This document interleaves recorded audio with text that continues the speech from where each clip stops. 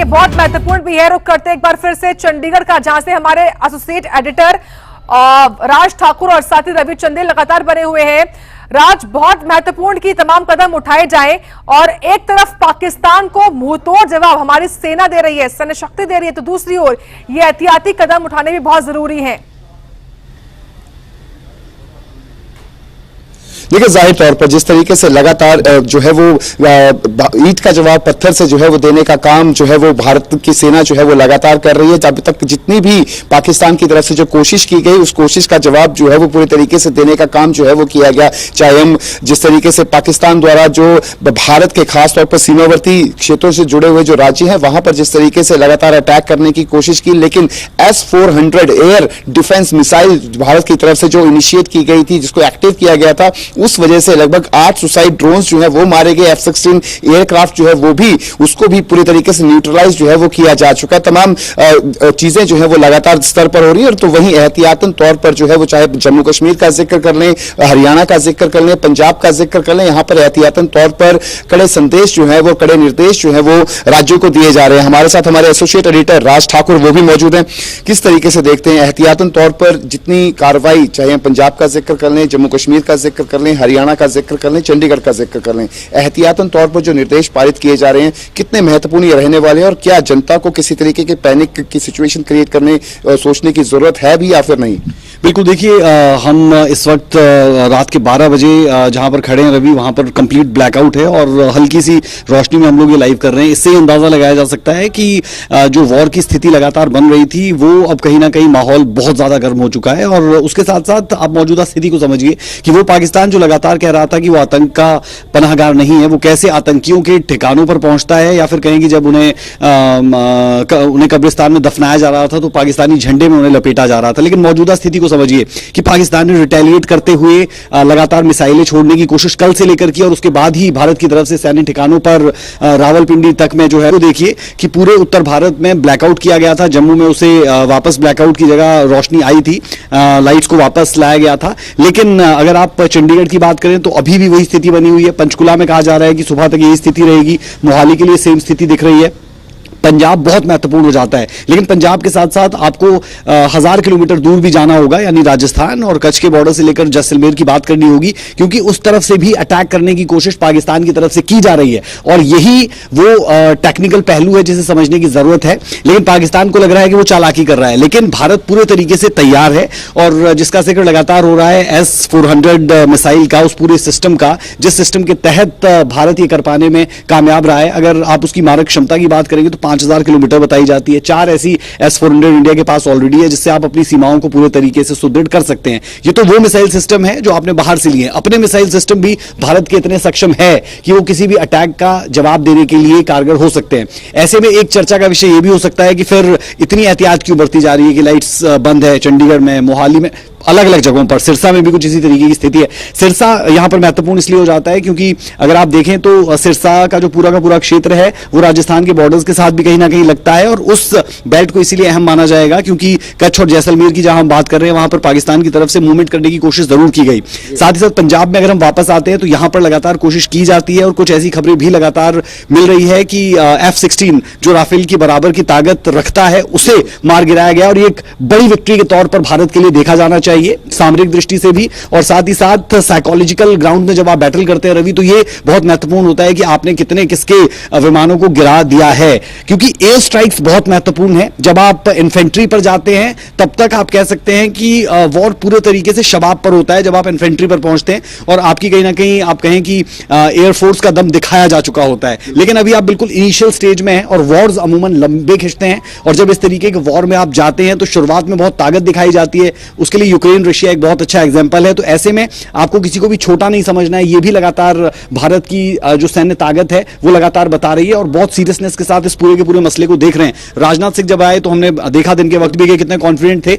और शायद उन्हें यह आभास था कि कुछ इस तरीके की चीजें होने वाली है, जिसके तहत वो लगातार इन चीजों पर बल दे रहे थे कि हम सक्षम हैं, हम सक्षम हैं। और आपका जो पूरा का पूरा सिस्टम है वो चेक्ड सिस्टम है, सबसे बड़ी बात, क्योंकि आप इजराइल से, यूएस से, इन तमाम जगहों से जब चीजें लेते हैं, रशिया से फॉर दैट मैटर, ये सब के सब लोग वॉर में रहते हैं, लेकिन पाकिस्तान किससे सामान ले रहा है? चीन से। चीन के तो पटाखे नहीं चलते जब दिवाली के दिनों में हम देखते हैं, तो फिर उनका जो एयर सिस्टम है, पूरा का पूरा मिसाइल सिस्टम है, एयर डिफेंस सिस्टम है, सब कुछ बर्बाद इस वक्त दिख रहा है और पाकिस्तान ने खुद अपनी मौत को पुकार लिया है, ये साफ तौर पर यहां से कहा जा सकता है। एक बार रवि, जो एक तरफ तो पाकिस्तान की भारतीय सेनाएं जो हैं वो सीमा पर समझिए राज ठाकुर से, जो पाकिस्तान की मनोदशा इस वक्त है, पाकिस्तान किसके दम पर इतने जो कार्रवाई है एक वो कर रहा है, पाकिस्तान की तरफ से जो रिटेलिएशन हो तो रहा है, लेकिन पाकिस्तान के पास बैकअप नहीं है। पाकिस्तान हम सभी जानते हैं किसी भी मुकाबला, किसी भी चीज में भारत के मुकाबले में है नहीं, और जिसकी बात उन्होंने की है कि पाकिस्तान चीन से जो तमाम चीजें लेता है, और HQ-9 उसका ताजा एग्जांपल भी है, जो तबाही पाकिस्तान पर की भारत ने,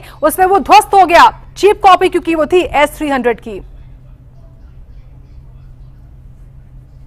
देखिए, जाहिर तौर पर जिस तरीके से यदि हम भारत के जिस तरीके से परचेजिंग जो है वो की जा रही है, खासतौर पर डिफेंस के सिस्टम्स की जो परचेजिंग की जाती है वो सीधे तौर पर रशिया से की जाती है, और जब वहीं यदि हम पाकिस्तान का जिक्र करें तो पाकिस्तान की जो परचेजिंग है वो चाइना से की जा रही है। आखिरकार लगता क्या है, आज ये बताएं कि पाकिस्तान किसके दम पर जो है वो उछलता हुआ दिखाई दे रहा है? क्योंकि पाकिस्तान को ये भली भांति पता है कि भारत से जो वो है टक्कर बिल्कुल नहीं ले सकता, लेकिन उसके बावजूद रिटेलिएट लगातार 2 दिनों से जो है वो रिटेलिएट करते हुए नजर आ रहा है। उसके पीछे की क्या वजह है, किसके दम पर? क्या चीन की तरफ से किसी तरीके की कोई सपोर्ट जो है वो उसको मिल रही है? बिल्कुल, उनकी सोच तो यही है, लेकिन चीन बहुत स्मार्ट प्लेयर है, यहाँ पर ये समझना होगा, और चीन कभी भी डायरेक्टली युद्ध में नहीं कूदने वाला, ये लगातार एक्सपर्ट्स बार बार कहते हैं। उसका सिंपल रीजन है कि अगर चाइना किसी भी तरीके से वॉर में कूदने की तरफ जाएगा तो रशिया वहां से आ जाएगा। अमेरिका जो ज्यादा टिल्टेड इस वक्त में कम से कम भारत की तरफ लगता है, तो ऐसी स्थिति में ये सब कुछ पाकिस्तान के लिए नेगेटिव जाएगा। हालांकि चीन लगातार कह रहा है कि हम आतंकवाद का समर्थन नहीं करते, लेकिन हम सब जानते हैं कि चीन कहता क्या है और करता क्या है। लेकिन चीन इतना स्मार्ट है कि उसे ये मालूम है कि अगर वो पाकिस्तान की तरफ गया तो भारत की तरफ और देश आकर्षित हो जाएंगे। ऐसे में मुझे लगता है ये बिटवीन इंडिया एंड पाकिस्तान ही रहने वाला है, और इंडिया बहुत ज्यादा क्षमता रखता है कि उन्हें बहुत जल्दी निस्तुराबूद कर दे और उनकी जो एक घटिया सोच है उस घटिया सोच को बहुत जल्दी उनके फन को भी कुचल कर रख दे। लेकिन अब बात यहां पर यह है कि जब यूक्रेन जैसा मुल्क इतने लंबे टाइम तक रशिया के साथ भिड़ सकता है तो पाकिस्तान क्यों नहीं? उसके लिए भी 2-3 चीजें यहां पर है कि अगर आप भारत की बात करते हैं तो भारत न सिर्फ आप कहें कि एयरफोर्स में बल्कि नेवी में भी उतना ही कारगर है, और उसका कुछ परिणाम हम देखने को हमें मिल भी रहा है। बहुत जल्दी होगा कहना, लेकिन बहुत सी आपको ऐसी चीजें नजर आने वाली है जहां से नेवी की पीठ थपथपाते हुए हमारे तमाम रक्षा मंत्री से लेकर PM तक आपको बहुत जल्दी दिखेंगे, इस बात की मैं गारंटी ले रहा हूं। साथ ही साथ भारत की जो सैन्य शक्ति है उसका जो सबसे प्रबल आप कहें कि दावेदार है वो इन्फेंट्री है, कि कैसे हम जमीन पर लड़ने के लिए जाने जाते हैं और जिस दिन आदेश आ जाएंगे उस दिन आप कह सकते हैं कि आधा पाकिस्तान भारत की मुट्ठी में होगा। और ये बात हम सिर्फ इसलिए नहीं कह रहे कि हम भारतीय है, लेकिन भारत की जो ताकत है वो जानी इसलिए जाती है कि उनके पास तकरीबन 15 लाख की ऐसी फोर्स है जो लगातार बॉर्डर्स को सेव कर रही है, और सबकी छुट्टियां रद्द कर दी गई। उसमें हम सिर्फ इन्फेंट्री की बात नहीं कर रहे, हम CRPF की बात भी कर रहे हैं, हम ITBP की बात भी कर रहे हैं, BSF की बात भी कर रहे हैं, तमाम। इनफैक्ट दिल्ली में जो पुलिसकर्मी है उनकी छुट्टियां तक रद्द कर दी गई है। और आप इसी से अंदाजा लगा सकते हैं कि अगर मीडिया कर्मी भी रात रात भर ये तमाम चीजें दे रहे हैं तो पूरे देश में इस तरीके का माहौल बन चुका है कि आपकी छुट्टियों से लेकर हर एक चीज रद्द हो चुकी है। लेकिन पाकिस्तान को मुंहतोड़ जवाब देना है, और वो भी ऐसे माहौल में कि भारत ने ये शुरू नहीं किया। जब 26 लोगों की हत्या की जाती है, पहलगाम में निर्मम हत्या की जाती है, तो उसके बाद आप इस तरफ बढ़ते हैं और आपके पास आप इतने आत्मनिर्भर है। जो आत्मनिर्भर के कॉन्सेप्ट पर भारत गया था, तो यहां से आप कह सकते हैं कि आप उस तरफ बढ़े हैं। और 71 में हमने दिखा दिया था उन्हें कि हमारी ताकत क्या है, और अब तो हम 2025 में जब अर्थव्यवस्था बढ़ती हुई तमाम चीजें आपकी पॉजिटिव एंगल पर है, तो ऐसे में पाकिस्तान के लिए आने वाला वक्त किसी बुरे सपने से कम नहीं रहने वाला। लेकिन राज, जिस तरीके से एक तरफ भारतीय सेनाओं ने जो है वो मोर्चा संभाला हुआ है, तो दूसरी ओर विदेश मंत्री का जिक्र कर ले, इटली से जो है वो बातचीत की जा रही है, अन्य देशों से जो है वो भी लगातार बातचीत की जा रही है। कहा जा सकता है कि एक तरीके से कूटनीति का इस्तेमाल जो है वो भी किया जा रहा है भारत द्वारा, ताकि हर देश को जो है वो अपने पक्ष में रखा जा सके। और खासतौर पर यूएनओ का जिस तरीके से जिक्र करें, वहां पर जिस तरीके से पाकिस्तान जो है वो लगातार मैनिपुलेट करने की कोशिश जो है वो आज से पूर्व में भी जो है वो करता हुआ आ रहा है। देखिए, बहुत खूबसूरत एक निजी चैनल की पत्रकार ने जो है वो सवाल किया था ख्वाजा आसिफ से, और उस ख्वाजा आसिफ की तरफ से जो जवाब दिया गया था वो बड़ा हास्यास्पद था। उसी से आप अंदाजा लगा लीजिए कि इंटरनेशनल फ्रंट पर कितनी बेइज्जती पाकिस्तान को झेलनी पड़ रही है, जब उनके रक्षा मंत्री कहते हैं कि तमाम जो जो चीजें हैं वो आपको सोशल मीडिया पर मिल जाएगी कि हमने भारत के लड़ाकू विमानों को गिरा दिया। मैं तो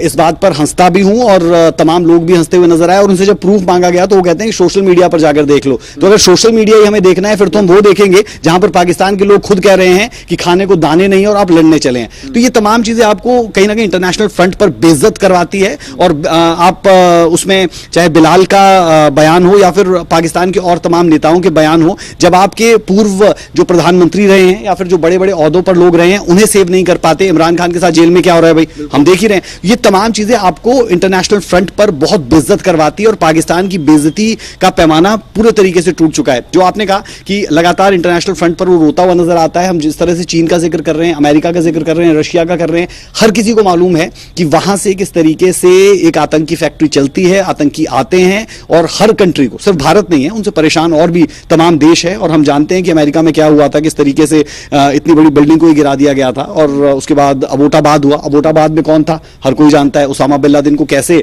अमेरिका की तरफ से एक ऑपरेशन करके वो तमाम चीजें की गई। तो ये सारी की सारी चीजें इस ओर इंडिकेट तो करती है, लेकिन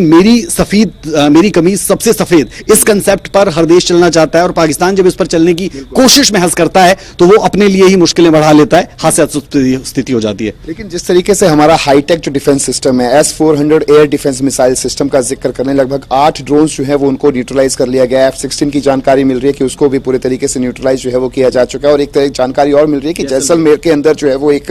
पाकिस्तानी पायलट को जो है वो हिरासत में ले लिया गया है। हालांकि ये जानकारी जो है वो एक निजी अखबार के माध्यम से आ रही है, लेकिन किस तरीके से देखते हैं, भारत जो है वो लगातार एक बढ़त जो है वो इस पूरे ऑपरेशन सिंदूर के तहत जो है वो पाकिस्तान के ऊपर बनाए हुए हैं। बिल्कुल, और ये ऑपरेशन सिंदूर पहले ही कह दिया गया था कि अभी खत्म नहीं हुआ है। जब इसे ऑपरेशन सिंदूर 2 कहा गया तो कहा गया कि अभी ऑपरेशन सिंदूर ही चल रहा है, और इसकी जो मार है वो लंबी रहने वाली है। और हम सब जानते हैं कि जब भी आप वॉर में जाते हो तो वो एक दिन 2 दिन का नहीं होता, और वो सिर्फ और सिर्फ सीमाओं पर नहीं लड़ा जाता। हमने देखा कि जब पानी का कहर आज ही भारत ने एक मर्तबा फिर उन पर बरपाया है, और अब इसी तरीके की चीजें लगातार होगी। न सिर्फ आप कहें कि ट्रेडिंग वॉर, अगर आप देखें तो ट्रेडिंग वॉर भी यहां पर सीधे तौर पर चलता हुआ नजर आएगा। अब यहां से आगे कहानी वही रहती है कि आप कूटनीतिक आधार पर किस तरीके से अपने आप को सुदृढ़ और सबल करते हैं, और उसके तहत यह बहुत जरूरी यहां से होने वाला है कि भारत किस तरीके से अपने आप को पोर्ट्रे करता है। हम जानते हैं कि एस जयशंकर, जिनका आप जिक्र कर रहे थे, उन्होंने किस तरीके से जो ईरान के प्रतिनिधि यहां पर आए हुए थे उनके सामने भी अपनी तमाम बातें रखी और कहा कि युद्ध हम नहीं चाहते,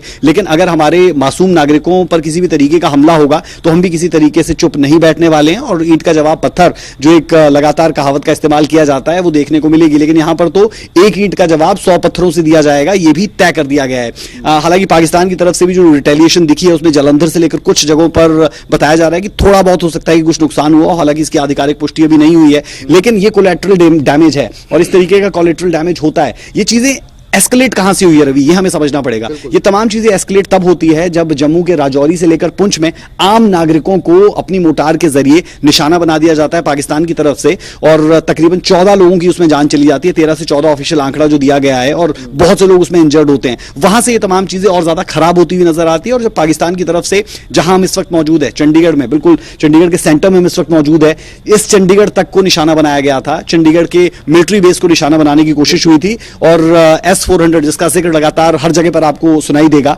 उसके कारण हम लोगों तक वो मिसाइल्स नहीं पहुंची। तो ऐसे में ये स्पष्ट यहां से हो जाता है कि कोशिशें जरूर की जा रही है पाकिस्तान की तरफ से, लेकिन वो कोशिशें कामयाब होने वाली नहीं है। और अभी भी हम जानते हैं कि तकरीबन 8 से 10 ऐसी मिसाइल्स हैं जिनका इस्तेमाल करने की कोशिश पाकिस्तान ने की, लेकिन नाकामयाब हुए। एक बात जरूर है कि इस पूरे मामले के अंदर जो है वो जिस तरीके की एकजुटता जो है वो देखने को मिली है, हर राजनीतिक दल द्वारा जो है वो एकजुटता देखने को मिली है, और हर राज्य की द्वारा भी भारत सरकार द्वारा जो निर्देश पारित किए जा रहे हैं उन निर्देशों को पूरी तरीके से लागू जो है वो किया जा रहा है। खास बात यह है कि पंजाब का जिक्र कर लें, राजस्थान का जिक्र कर लें, हरियाणा का जिक्र कर लें, चंडीगढ़ का जिक्र कर लें, या फिर गुजरात का जिक्र कर लें, जो ब्लैकआउट किया गया है एहतियातन तौर पर, और जो निर्देश पारित किए जा रहे हैं, चाहे हम पुलिस डिपार्टमेंट का जिक्र कर लें, हेल्थ डिपार्टमेंट का जिक्र कर लें, स्कूल कॉलेजेस का जिक्र कर लें, एहतियातन वो कितना जरूरी है, और इसके किस तरीके से नागरिक जो है वो अपनी सेफ्टी को जो लेकर जो है वो और अधिक कंसर्न जो है वो रह सकते हैं। बिल्कुल, देखिए जब आप इस तरीके से कहें कि स्टार्टिंग ऑफ द वॉर होती है तो वहां पर आपको इन चीजों से तो जूझना पड़ेगा कि लाइट नहीं है, ब्लैकआउट हो रहा है, और इसके लिए मुझे लगता है कि कोई भी भारतीय कम से कम तैयार है, पाकिस्तान के लोग तैयार हो या ना हो। लेकिन वहां पर अगर आप देखें पाकिस्तान की स्थिति इस वक्त क्या है, रावलपिंडी से लेकर कराची, लाहौल, सियालकोट, इन तमाम जगहों की हालत बद से बदतर हो चुकी है। और वो पाकिस्तान जहां पर एक आटे की बोरी के लिए पिछले दिनों वो वीडियो लगातार वायरल हो रहे थे कि वो रोते थे। ऐसे में क्या आपको लगता है कि वो बहुत दिनों तक लड़ाई भी कर पाएंगे? अब सवाल यही उठता है कि उस आतंकी फैक्ट्री का क्या ये आखिरी कील ताबूत में रहने वाली है? इस पर बहुत ज्यादा बात हो सकती है, लेकिन सवाल ये कि क्या जो पाकिस्तान के हुक्मरान है वो इसी तरफ चाहते थे कि इसी तरीके का मुल्क वो अपने लिए बनाए? सवाल ये भी उठता है कि जिस तरीके से लगातार हम देखते हैं कि विद इन पाकिस्तान कितनी ज्यादा दिक्कतें हैं और उनके अलग अलग प्रांतों में किस तरीके का माहौल बनता हुआ नजर आ रहा है, तो वो कहीं ना कहीं एक मुश्किल भरा सबब रहने वाला है। लेकिन हाँ,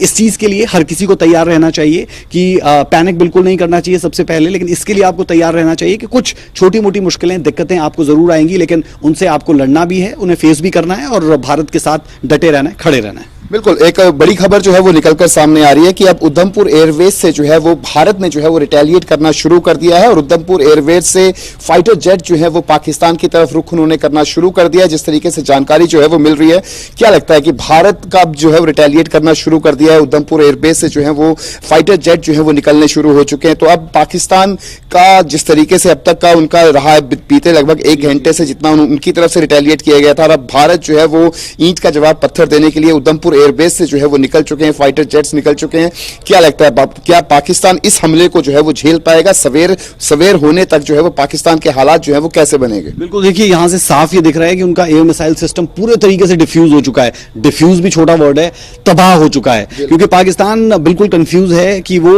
उस देश को सेना चलाएगी या फिर राजनीतिज्ञ चलाएंगे, उसे कौन चलाएगा। और शायद उसी का ये नतीजा है कि उनका अपना पूरा का पूरा डिफेंस सिस्टम बर्बाद पहले ही हो चुका था और अब जब जम्मू, पठानकोट, जैसलमेर, इन तमाम जगहों पर अटैक करने की कोशिश आपने की और वो कोशिशें भारत की तरफ से